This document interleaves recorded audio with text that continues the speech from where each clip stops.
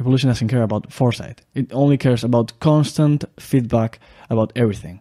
You've got a super big potential in intellectual terms, nail density or bone density, whatever might be the thing that's making that attribute to be more positive than the alternative.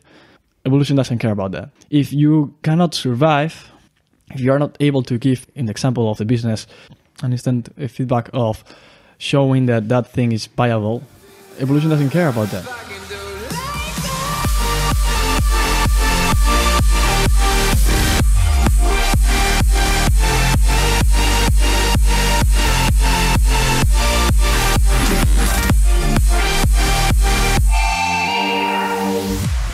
Rationalism, I think, comes from a greater idea that inwardly I'm going to find the answer to my problems. Mm-hmm. That something inside of me is the means by which I can solve the situation that I'm finding myself in. And empiricism is basically saying, outside of me, I'm going to be able to interact with the world in a way and find and solve the problems. When I think of the two ideas, I separate them by thinking that rationalism is thinking about an abstract concept which doesn't require a practical application of your idea. It only requires to be coherent with your previous ideas were. If that thing happens, I would say that that thing is rational or enters the domain of rationalism. Okay. And if you've got an idea or an objective and the pathway you've developed rationally makes sense and is coherent, that thing enters the domain, as I said, of rationalism. But empiricism requires an instant feedback, physical, tangible, requires a short-term, visible thing that works out to be as it was intended. But I also think that there's not a finite spectrum of rationalism versus empiricism, because I think that if you go enough into empiricism, there's no way you can go to the last of the steps towards empiricism, because that would require you to stop reasoning about things. And in the moment you stop reasoning, you stop having preferences. So if you don't have preferences, you simply, there's no projects to be made whenever you don't have preferences. So I think you cannot be extremely empiricist. Okay. But you can be infinitely rationalist in the way of only thinking about ultra abstract or infinitely, well, there's no one who can think of infinitely abstract thoughts, but you can think of ultra abstract thoughts which have none to super small application to the world. And that would be like in the spectrum of rationalism versus empiricism, that would be what I can think of being the most rationalist. Okay. So two unique ways that the humans have tried to solve problems, and two very different ways to go about making it happen.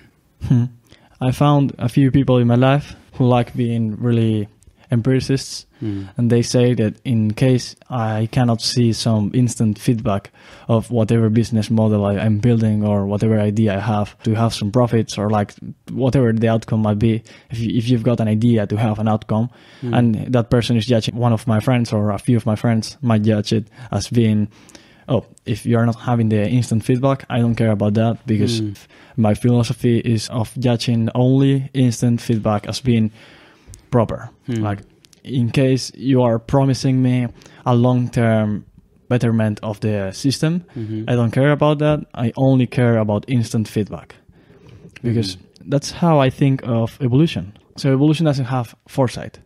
It doesn't care about potential. You've got a super big potential in intellectual terms, nail density or bone density, whatever might be the thing that's making that attribute to be more positive than the alternative. Evolution doesn't care about that. If you cannot survive, if you are not able to give, in the example of the business, an instant feedback of showing that that thing is viable, evolution doesn't care about that. It wouldn't make that being be capable to reproduce, because evolution doesn't care about foresight. It only cares about constant feedback about everything. All of my ancestors have reproduced, each one of them. There's not been one of them who haven't reproduced. I've thought about this a few times, And if you go back 2,000 years, there's probably like 100,000 people who are my antecessors, or even more. I don't know the exact number, but it's huge. And all of them have been able to reproduce. If you went 2,000 years ago and you had to select, let's say, 100,000 people randomly, and you had to choose, well, not randomly, you had to choose them, 100% of them would reproduce in 2,000 years, would generate a reproductive system, a genealogical tree, and it would be successful, each one of them. The odds of that happening are less than 1 in a billion. It's absurdly low. Like, your odds of not reproducing are 1 in like 10, and so 1 in 10 plus 1 in 10 mathematically, it would lead to almost 100% super fast. Knowing that, and that 100,000 people might have built me through different generations, blows my mind, and there's not been foresight there. It's just pure instant feedback of, hey, I've been able to reproduce. And this is the only thing we care about. And the next generation says, oh, I've been able to reproduce. And this is the only thing we care about. And the same thing happens through the 80 or 1,000 generations that have happened since that time. And here am I. And the opposite would be me thinking about abstract concepts from my bedroom of, hey, let's try to increase the IQ on the human race. There might be some ways of genetically modifying people in order to make them more propense to avoiding cancer, or more propense to being happy, or more propense to being taller, more aesthetic, or whatever you might consider to be worthy of having. That doesn't have any instant feedback, because that might require to have a huge group of scientists supporting the genetic modification, which requires CRISPR and different technologies which haven't been developed enough yet. And you have to overcome the moral constraints that many moral committees will impose to you. And you have to show that you're not trying to impose a Nazi view into people. Like, I don't care if you're black or white. I just care if you're happy and capable to develop your life in the most prosperous and beneficial way. And if I'm capable to modify something in order to achieve that, I consider that to be moral. Or I'm open to change my mind, but that's my statement. So, and that would be absolutely potential. Rationalism, Oh yeah, it has potential, but it doesn't have instant feedback. So it's rationalism. Yeah. So in the end, yeah, it's an interesting idea for you, but then to practically do your life and to keep the generations going, you got to find a girl and have a baby. It definitely is. As long as I'm not able to develop the whole project by my own, in case I put all my resources into this project, I will not be able to continue it. Well, I might be able to not continue it genetically, like it's not my sons that will continue it, but the scientific community. The fact of us not requiring a genetic footprint into future generations makes me think that there's many other ways of making society be impacted by your presence. I'm trying to make the biggest of the impacts possible in the positive way, increasing human flourishing. If you're trying to do that, maybe having kids is one of the options, but definitely having some ideas that might revolutionize the world in terms of philosophy or developing something in scientific terms, some cool technology might be the proper way. I'm going maybe too far, but yeah. No. I think that's great, because I think in the heart of it, you're asking the question of that's central to why people do what they do, and why do they, and who are they, is the idea of purpose in their life. And you can do it in a rationalism or empiricism. And so for you, do you feel like rationalism is the way to maximize your purpose? No. Well, I haven't thought about this explicitly, but my intuition tells me that in case you wanted to maximize impact in society in a good way, you wouldn't necessarily need to have either one of the other. You could do several different projects and develop ones in a way and others in another way, and in the infinite spectrum of grace that is in between of the black and white. You could be in any point of that infinite spectrum, so you could go simply there and face a system, face a problem in a slightly more rationalistic way than the previous one, or in a slightly more empiricist way. So you want more instant feedback, or you are thinking of, oh no, I'm going to go to the extreme of the rationalist way. I'm going to start developing a system that might not be developed in 1,000 years, but in the long term, it's going to cause a much, much bigger impact than one that's going to be developed in 10 years. But if you are going to develop something that's going to take 1,000 years, you expect that to generate more than 100 times more impact than the one that's going to take 10 years, because you wouldn't do that. You wouldn't do it if that was the case, but you're not going to live for 1,000 years. So you might have to let the project be managed by other people. So you're planning on finding capable people of managing that in previous to your death. Yeah, for sure. No, I'm actually watching a series right now on Apple TV, Foundations, where a guy, he basically built a whole kingdom, and he saw himself as the only one that can move it forward. So his vision for the future of reigning his kingdom and continuing his work was to clone himself basically multiple times, so that there's always a younger version of him, a middle-aged version of him, and an older version of him, and they all work together as reigning over the kingdom, and he only trusted in himself, in his nature, to do that. But if that's the case, the meaning of life would decrease. Because if you are the only capable thing out there and you consider the rest of the people to be super dumb and not capable of managing anything, I would consider, why am I doing this? To satisfy dumb people? I guess that people might not feel as appealed to collaborate with, to have kids, to have 1 million kids. That guy sees society as kids, as incapable people of managing their lives. Absolutely. And he doesn't see them as brothers or as friends or as equals that are able to manage their life. Yeah, and that's the kind of the core of the show, is that everybody rebels. Everybody? Yeah, like the whole universe. Yeah. And how does he manage that? Well, that's the problem with it, is he's still clinging to power while everything is falling apart. So everything falls apart. I haven't finished it, but yes. But the fact that there's a way of building something that's managed exclusively by you makes me think that, okay, in case it goes down, it's just because either you had luck when building it up, or something has changed and it's now not sustainable to be managed by you. Like a company, if something happens with a company or a project or whatever. Sure. It might be too big to be managed by your own. But I've never seen that series. It looks interesting, but yeah, it has definitely something to do with what we're talking about. But in case I was the only rational thing according to my standard, I think that I wouldn't be as appealed to do cool stuff or to achieve my full potential as I would be in case I'm not the only one. If everyone wasn't able to reason about the difference between something which is absolutely cool, like building a company like Tesla or SpaceX, like whatever Elon Musk has made, in comparison to the less cool thing, which I might do every day. I put the toast into the toaster, I ate it, and that's definitely not cool. But in a society in which people are dumb enough, that might be considered as absolutely cool. So in case that was the case, I wouldn't be incentivized to do the cooler stuff. So I wouldn't achieve my full potential. And I think that not achieving your full potential is itself suboptimal or submoral.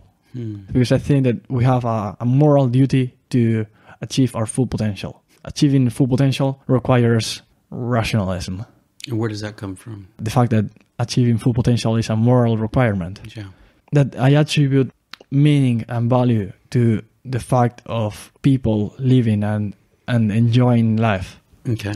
So how about the philosophical problem that the old philosopher Solomon gave to everybody in the world, that says, you're right, we actually do have something innate within us that is driving us towards reigning, creating, building. And that's a beautiful thing. It's good.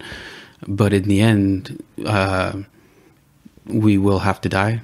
And so we will be forgotten, like you said. Eventually will be forgotten, and whatever we've invested into eventually will fall apart and go away. And therefore, even our children and their inheritance and their kids' inheritance eventually will all go away, and everyone will be forgotten. And then in the end, that emptiness of nothingness will come and be the ultimate reality. So in the end, why invest into something that ultimately won't exist? If you accept the Big Bang theory and the theory that says that everything is going to be converted into dust and ash, in reality, everything might be meaningless. But why would you want to create something that perdures forever? Why is doing something that lasts forever more worthy of something that doesn't last forever? You're talking about just enjoying the moment, but still investing into the future that you won't be a part of. I'm thinking of why is something that lasts for longer better than something that lasts for shorter? No, I agree. But when you're talking about systems and building systems and optimal value, what we are presupposing is that building is better than not building. But we know that if we pursue building, it's going to take a lot of energy. It's going to take a lot of exhaustion. It's going to take time away. It's going to take life out of us. And it's going to give us stress, and it's going to give us burdens. No, I don't think so. In a good way. I'm not saying that those things are bad, ultimately. I think stress can be a good thing. It means that you're doing something valuable in your life. But it will bring those things into your life, ultimately, knowing that I'm investing into something that I ultimately won't be a part of. So I might not be able to see the full completion of the projects I'm building while I'm alive. Even in my children's life or whatever. Yeah. If I don't accept as a dogma that building things is worth it, sure, the alternative is dying. Or, yeah. Or not having any criteria. No, I agree. So as long as I have a slight preference towards having a criteria, sure, I accept as a dogma that building stuff. Living is better than death. Yeah. Yeah, I agree. But there's nothing really sustaining my thesis. And that's the thing. That's the thing of the. It's an abstract floating thesis. But I agree. We got to get up and go do something, because ultimately, living is better than dying, and so it's better to do that than not to do that. It's better to pursue responsibilities and to go and create and to go and seek to reign on earth in the little kingdoms that you do have, and do it in a really beautiful way, like a garden, and seek to flourish the gardens that you do have and invest into them and cultivate them and see fruit from them and enjoy them in the moment, but also working hard that this beautiful garden that I'm enjoying myself would sustain itself past myself as well, even though I won't be able to see it. Now, I think that's a beautiful vision for life. It's a wonderful vision for life. But it is good to recognize that without ultimate meaning on top of that, it can become vapor. Something that we are so wonderful and great, but then it just goes into nothingness. And I've been in this situation multiple times where you're at a pinnacle experience, and you are looking at beautiful things, you're observing beautiful things, and something in your soul wants to take the moment and hold on to it, but it just goes through your hands. And time keeps passing and it goes away, and then you go and have different experiences, and those things are so beautiful and eternal in themselves, but they as well eventually slip out of your hand, and time goes on and you lose them. And so for me, it's like, yeah, it is difficult as humans to know that since death is forward, it will always go backwards. And so if death is forward and it going backwards means that in every sector of my life, I'm looking at my wife, I am enjoying her in the moment, but I know that she'll be dust. I'm looking at my my energy that I'm giving out, but I know that eventually it'll all be taken away from me. How do I balance that without going crazy? I think that we've got an inherent fear of death, which it's explained evolutionarily. Because if your parents weren't super afraid of death, or if they weren't biased towards thinking that building things is worth it of doing, or like doing things in general is worth it of being done, then the alternative that would be to just have an indifference towards everything, you wouldn't exist. Yeah, I agree. So the same thing that makes those people be capable of achieving reproduction and building things, everyone that has built things have, in a majority, built them because they thought that was better than the alternative. So I'm one of the people that have existed thanks to people that have thought of the same thing previously, that building whatever has led to me was worth it doing. There's a quote, and it's an interesting quote, and I would like to hear what you think about it. It says, it's from C.S. Lewis, and he says that humans are interesting. You know, we have desires, but we live in the context of where those desires can be satisfied. So I have a desire for thirst biologically. Something in my environment I can find and it will satisfy that desire. Food, I have a desire, I have sexual desire, and something in my existence, in my reality, exists in order for me to satisfy that deeper, or that physical desire. And this base human drive for life without end, I would say, is innate within all humans. Even that life should be more than what it is, and something within us that says that, and we can't find that in the world because life will always end, and situations and moments will always end, and it's a desire that's inside of us that can't be satisfied. And he says, well, then we weren't designed for this world. This is not the world that we were ultimately designed for. That's why we have these eternal longings inside of our soul. But in this temporary, finite world, we can never find ultimate deep satisfaction because we were never meant for this type of world. We were meant for another world, which our longings are the evidence for. But this world itself, no. But that quote assumes two things. That there's a misalignment between our environment and what we are. It's one of the conclusions of the thought, yeah. And two, that achieving maximal satisfaction is the objective. That's the thing that you can think of when listening to this quote. But why are those two assumptions correct? Why is maximizing satisfaction and two, thinking that we are in a misalignment between our environment and what we are correct? Why are those two statements correct? So the maximizing satisfaction idea that you're talking about is the problem that we can realize that it's within us. Something within us yearns and desires for a state of peace, a state of justice, a state of beauty even. We have these abstract yearnings that we have within us, that we yearn for beauty, we yearn for peace and justice and kind of this almost utopic environment. But we've never experienced that before, never within our families, moments of it, but we desire that. And there's a Albert Camus, the philosopher, atheist philosopher, he really hits it on the head. He says beauty is something horrible to experience because it's something that you want, that once you observe something beautiful, your soul wants to expand it out eternally. But you're stuck within a world where you can't do that.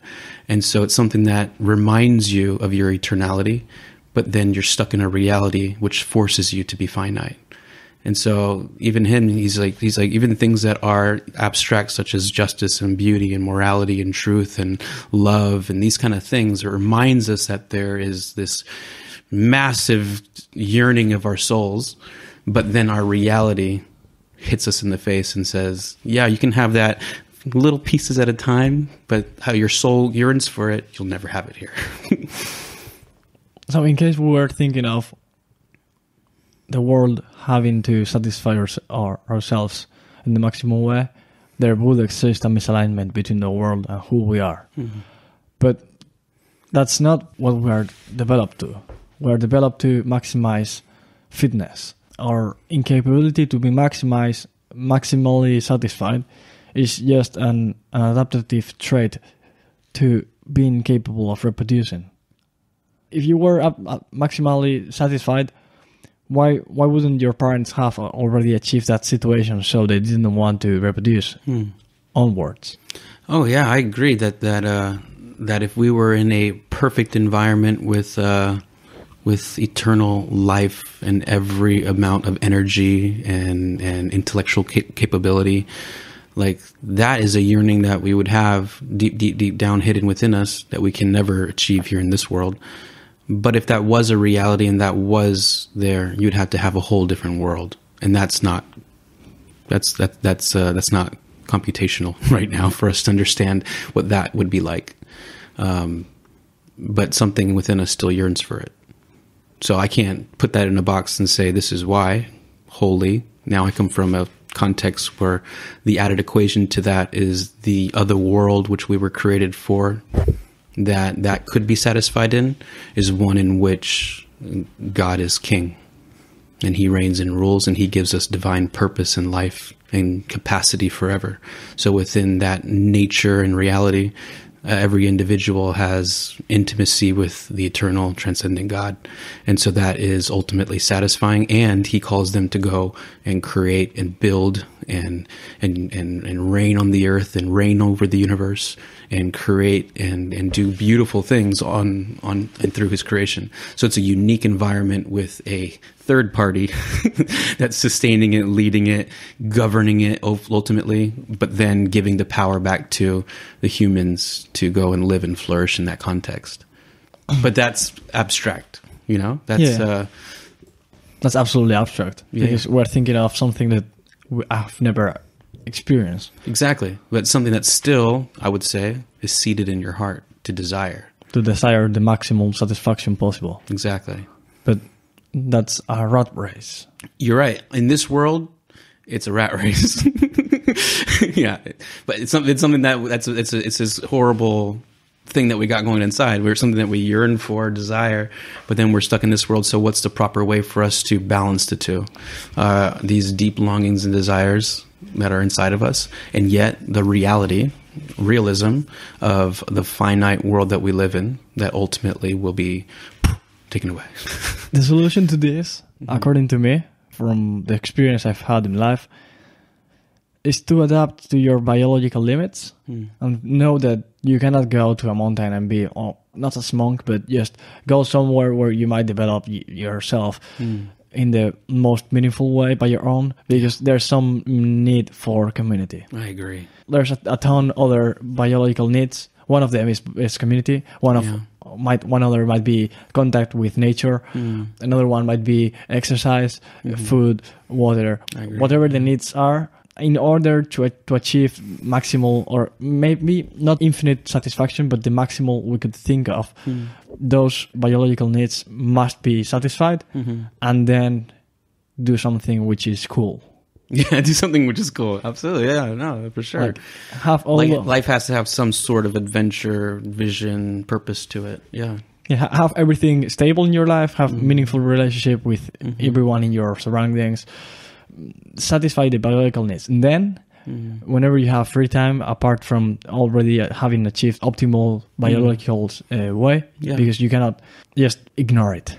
Yeah. You have to deal with your biological needs. And once you've dealt with it, develop a system or a company or something which might have some foresight, which might have some potential to do something apart from what we've been developed biologically to do, which is basically to reproduce. If once you are already satisfied biologically, you can permit yourself to do something else and build something which might be more rational and less instant feedback thing. Sure. So you go towards the more rational thing, as in contraposition to the empiricist way of thinking, which would, in the ultimate of the situations, make you want to satisfy your biological needs, because that's the thing that has the biggest amount of instant feedback. Absolutely. Yeah. No, and talking about like that in between state of like, because we're ultimately talking about how can we live lives of purpose and value and meaning, and how can we achieve that knowing that the end will come one day, but that doesn't really change anything because we're still alive and we're still living and we still have to do things and we're still going to wake up and get dressed and go to whatever our context is for work or school or family or whatever it is. And I agree. I think it's really beautiful. I think all people should pursue a life of finding their skill and really living that out, and an opportunity to do that. And even though I'm a Christian, I think people can live lives where in this world, even though it's there's a lot of tension, they can find a sense of meaning and purpose and happiness even in this world. And I think that's a lot of grace that everybody has a chance to pursue and to live out and experience good food, experience family and children and work and creation and art and all these kind of beautiful things. This is a context to do it, to experience and be alive. I mean, it's a lot of grace given to the whole world. Evil people have that opportunity. Moral people have that opportunity. It doesn't matter. Evil people can enjoy their life as well. In order to make this assumption, we should define what moral and what evil is. And I'm not sure that evil or morality exists if I reason about it deeply enough. But yeah, okay, you're right. There's people who might be considered to be negative in net terms to society and are still granted the possibility to achieve their biggest. To have a good steak and dinner and to have children and a legacy in that way.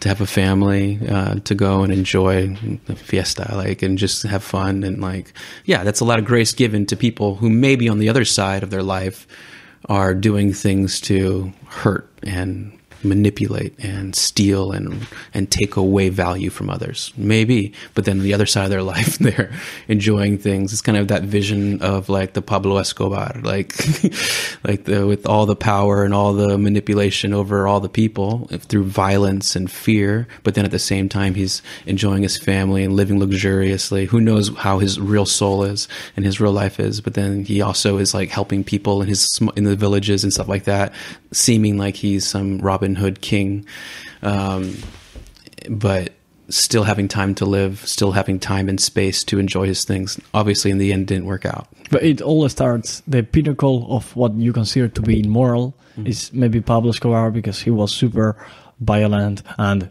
he trafficked with drugs, which might lead to inefficiencies in society. But everything starts from the government not allowing people to consume or produce those drugs freely inside of the United States. If that was allowed, he would be out of business. You're right. He's just So he might be immoral in the way of having a business which requires a huge amount of violence. But that violence is only the response to the violence that the government is imposing into society in terms of, hey, you want to build some drugstore here? You cannot. No, you have to know that in case you do it, I'm going to force you violently to destroy it and I'm going to close it. So that violence from him was only a response to the violence from the government. I could argue that the responsibility from Pablo Escobar is ultimately from the federal government, which is not allowing people to manage their lives with pharmaceutics or drugs the way that they want to. The way they want. But in order to define something to be moral or immoral, we should attribute some value to something. And as I just started this episode, I attribute some value to the fact of people being able to develop their lives in the most meaningful way, in the most satisfactory way. So if you're able to develop a project in a satisfactory way, if you've got job opportunities in order to build some capital and invest it and have some profits, and that thing makes you think that your time is being worthily spent, that thing is worth of happening. So the fact of that being worth it to happen makes me think that the alternative would be worse. So whoever is going against that is immoral, and whoever is making that more possible or is increasing the odds of that happening is moral. I think there's a lot of space there for people to placate their own version of morality and see things from a different side from their view, obviously. And so, when talking about morality, I mean, obviously, even this goes back to the very beginning, empiricism versus rationalism. For rationalism, I'm finding the balance of morality inwardly. and I'm trying to figure out all the possible situations for me to balance the equation through myself. And so I have a lot of confidence. I would have to have a lot of confidence in me as a person to be that moral lawgiver, to balance the equation properly. To assume that, though, would mean that I am assuming that I have a vast amount of perspective over the situation.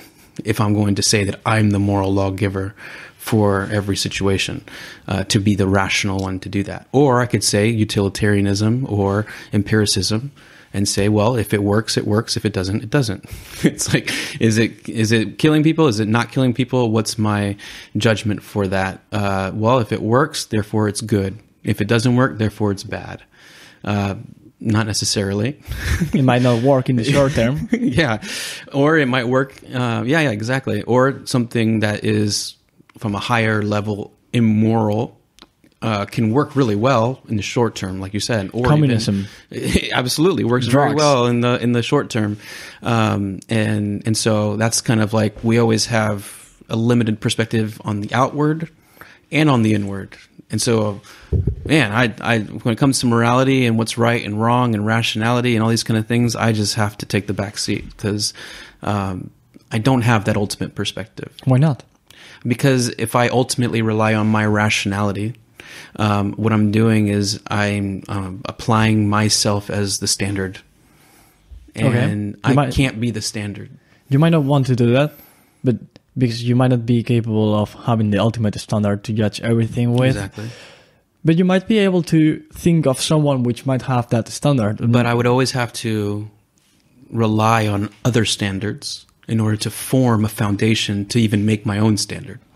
So even right now, like you, through your rationalism, you're basing your standard on the received shared standards that you have received through your culture, through your society, through your family. And now you're trusting in those to build a foundation for you to say, now I'm making my own standard. But it's really not just yours. It's yours shared with your experience that you have borrowed. But if you go back enough and you see the origin of the standards, let's say the first human who built the first standard, let's say a person had some experience with, I don't know, eating some leaves, and he's got a standard that, okay, brown leaves are not good for eating, you might want the green ones. Mm-hmm. That's a standard. Mm-hmm. That's some kind of reasoning. So, and he's he's got something that is original from him. But you could argue that he's got a genetic predisposition towards building that standard, and he's built it simultaneously with 1,000 other people in the world. So he's not original, or the same thing could have been appeared. But in the end, that wouldn't be a good argument at all for that which is truly rational or not. It's just kind of the chemicals popping in that little human's mind in that moment. Oh, yeah. Not necessarily a very good standard to say, this is truly a rational choice for me to do this, or an irrational choice for me to do this. And ultimately, I have to be very aware of my own limitations, unless there is a higher rationality above me, a transcendent rationality. If there's a transcendent rationality, then I can have the confidence to know that if I'm created underneath that standard, and if I can have a relationship with that, then therefore I can share unto that higher transcendent rational reality. But if I don't have that above me, or an access to that in any way, then ultimately, I do think that the human reality that we experience in culture and society is saying that there is a higher transcendent rationality. That's why we can rationalize anything. That's why we can say that I'm rational in some extent. But if there isn't that, then it doesn't make sense that there is any kind of basic rationalistic standard that we all share. I would say there's no grounding for that biologically. I would say there's no grounding for that sociologically or culturally to say that there is a basic rational standard that we all share when everybody's popping up their own chemicals in their own brains. But since we do observe that we are sharing a basic rational standard throughout all of human history from the beginning to the end, then I would say that that is more of a affirmation for a transcendent rationality in our deeper nature, and that we could possibly that are stemmed and connected to than anything else. So if I'm not being original with my rationale, what is original? Oof, that's a tough one. And who was the person coming with original thoughts? Yeah, I would say that in the beginning, God. And so the creator of consciousness, one who is conscious, creates all beings who are conscious to share in his consciousness. And from that stems the roots of our rationality, the roots of our ability to determine what's right and wrong on a basic level. And since we were made in his image, I would say that's why we observe what we observe. But that doesn't really have a grounding or footing to observe what we'd observe if that's not the narrative. So you have to apply some kind of standard from outside the system in order to judge it properly. When the program, like your computer, once it boots up, if it's not booted up with the little USB drive with the boot up disk, then you can boot up your computer all day long, but nothing's going to load.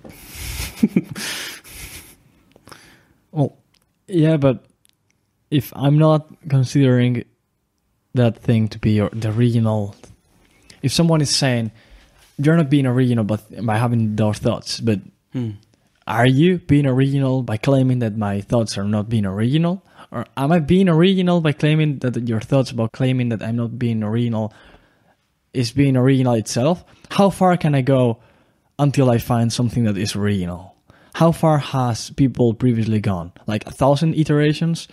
1,000,000 iterations? I'm pretty sure that there's a moment in which someone hasn't done that, and then I will be original. But maybe someone has thought about that and said, okay, let's think of that being infinitely iterated.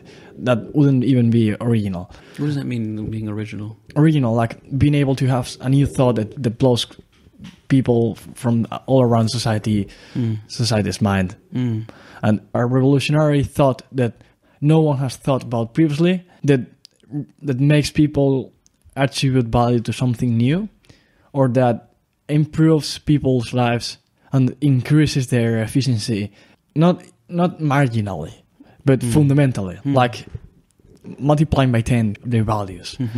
You're capable of having a relatively good life, you'd be a hugely good, positive life. That separation is what I would consider to be worthy of something that would be considered to be a new thought. And that you're making things change not in 20%, not 100%, but 10 times. Oh, for sure. That's a radical change. And I think that there's new ideas, and I think there's originality, absolutely. But the process to form and get to the point where you are conceptualizing and creating, I think that has to have a beginning point. And that's the long line of human history where we're all building on top of each other. And that's a beautiful process. And I think that's a really good process. I think we should pursue that. I think that since the world makes sense, we can use it making sense to build and make beautiful things. And use the properties of the world that makes sense to tap into that sense and create great things. That's why I don't value people who say that reading is not valuable. Yeah. Because it's precisely by having thoughts about what other people previous to you have thought about that we're capable of building things upon whatever they've left. So if you are saying that reading is not valuable, you're basically saying that whatever other people have made is not valuable enough to be considered by myself right now. And I think it's also a necessary predisposition to say the world that we live in does make sense. There is an order to it. And even the Greeks, the old Greek philosophers, when they looked up in the sky and they looked at the cosmos, the word cosmos in Greek is ordered. And they looked at reality and they're like, this is something that we can seek to discover since it's discoverable. It's something that is ordered in a way that can be discovered. And so if we live in that type of world, then it's like, then we need to keep digging. and keep getting into the smaller things and into the bigger things and because all of it eventually is hyperlinked together in a great way. I would like to end this episode with the fact that even if something is not empirically proved, which might be the case with meaning in life until now, we might be able to find meaning in the future by doing new stuff that hasn't been done until now. So the fact that that's a possibility and that we haven't developed everything in the maximal possible way leaves the door open to meaning in the future. And the door being open makes me think that meaning still exists. So if meaning still exists as a possibility, there's still hope. So I've never found someone who's nihilistic and who's able to rebate this point. There's also a super big argument to reasoning, and it's that you cannot foresee a black swan with empiricist thinking. Well, you cannot foresee a black swan with rationalistic way of thinking either, because black swan by definition is something you cannot foresee, but you would be closer to thinking of it if you were rationalistic than if you were empiricists. If you were thinking, oh, this has never happened, there's no way this is going to happen, you would be super far from thinking about a black swan that would revolutionize everything. But if you were thinking, oh, this has never happened, but it might actually be possible to happen, that's making you be closer to reasoning about a black swan than the empiricist way of thinking. And I think that it's been shown historically that black swan exists, and maybe foreseeing them is not the optimal way of going, because investing resources in trying to foresee them might be the optimal way of going. Maybe yes, it's not 100% yes or no, it's just that it might not be worth it trying to foresee them in all the cases, but it might be in some cases. Like, for example, a financial crisis or an asteroid. We might invest in resources screening the sky to trying to catch asteroids that might hit the Earth and cause an existential crisis, human extinction. The fact of being able to avoid that, it's worth devoting the resources to it if the odds are high enough and if the consequences are high enough. And many things are not foreseen when you are just thinking of empiricist things. If you are just saying whatever has happened previously is the proof to whatever is going to happen in the future. So whatever correlation existed previously is going to be the thing that is going to happen in the future, and that's the most empiricistic way of thinking. But that might not be the case. We might not have a big enough sample to judge the future. And I certainly think that's the case, because empirically, I've tried doing this previously and I failed every single time. And a lot of people have tried doing this previously and they have failed every single time. So empirically, you can debunk the empiric system, but you cannot debunk the rationalistic system with rationality. It's just eternal back and forth. It's difficult for humans, though, and we have to accept that, because if you have an idea in your mind, it doesn't matter the empiricism or the event or the supernatural situation or the communication that other people say. If you have an idea in your mind rationally, it always, for you, even though it might be irrational to everybody else, for you, it'll always be rational to go against what you perceive with your senses or what you receive from your ears. And so that's what's difficult, isn't it? That both sides can be really stubborn. And so in my bad idea, I can rationalize it as a defense mechanism, and therefore make everything in my distorted perspective a rational affirmation of something against me. And with empiricism, I can go and I can cling to empiricism. And you have the example of Thomas. All of his friends saw the resurrected Jesus, and he's like, there's no way I will ever believe unless I put my finger into where he was stabbed in his side. And like, unless I touch his flesh that was like had nails in it, I will never believe. And then Jesus pops up and shows up, and he's like, touch it, dude. Put your finger in it, touch it. So even the empiricists can always come to a place of denying rationality, because they demand to see, to touch, to believe. But the things of this world that we live in for faith's sake, like beauty and love and rationality and meaning and purpose. These things you can't empirically necessarily feel or sense. They're abstract realities that we accept, but we can't quantify physically. And you can think that you can show empirically that without the rationale, we wouldn't be in the situation we are now. So the thing that is the most empirical, which is our current situation, which we can touch, wouldn't be possible if people previously didn't thought about abstract concepts. That's right. Yeah. So that's debunking the empirical system itself. But I think that we shouldn't go towards one extreme or the other. Sure. There's the most adaptive way of maximizing what we thought of being meaningful. And in the end, our greater propensity to pride can limit us from using these tools in proper ways. Oh, yeah. Because our pride will always capture one or the other, cling to it, and make us deny the other. And that's what's difficult. How can we humbly use these tools? Because that's what they are. They're tools to try to figure out what's true. They're tools to try to maximize life. They're tools, but a lot of times it's the person, it's the worker in his heart and how he's going to use the tool in a proper way or in an improper way. And it all depends. But a lot of times we're motivated more by our fear, by our pride, and by our ignorance. And so we use the tools in ignorant, fearful, prideful ways. Could we simultaneously use the two systems? Like in terms of seeing the past and seeing the tendency, making a prediction with previous data, and simultaneously trying to reason a theory that might have not been proper in the past, but might be proper now.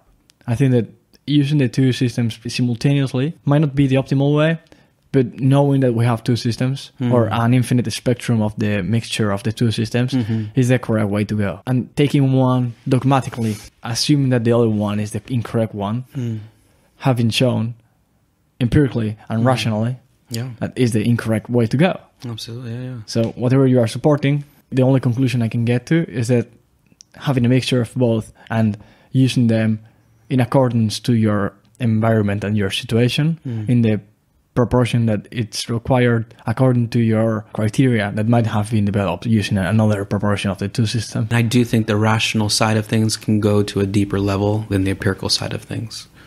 And I think that's good. I think you can conceptualize deeper things rationally in that world, but it's also can be used obviously in a very negative way as well, or it's a tool that is a super powerful tool that we all have. And if I want to use it appropriately, and for me personally, in order for me to use rationality appropriately, I have to always use it or seek to use it in the face of the one who gives and is a standard of rationality. Or to maximize your standard. To maximize my standard. So for me, I have to go back and connect myself to God and see the world the way that he sees the world in order to emphasize the rationality of how I think about things. Or I'm going to naturally assume blind spots, cultural presuppositions, all kinds of things that are going on within my own personal life into the equation when it's not necessarily a part of the equation. And so I can always falsely do that unless I'm constantly in the light of the one who is the maximum rational standard of all things. And then that can help me to have wisdom to use this superpower of rationality, but in a responsible, hopefully reasonable way. So the same way the bear made the case that he didn't make the case specifically, but he said that there's no reason to think about the abstract concept of modifying our genes in order to eliminate the biological limits that we have. But I think that depending on what we're expecting to happen, it might actually be worth it to think about that. But there's certainly a moment in which stopping to think about things rationally is worth it in order to achieve whatever your standard is.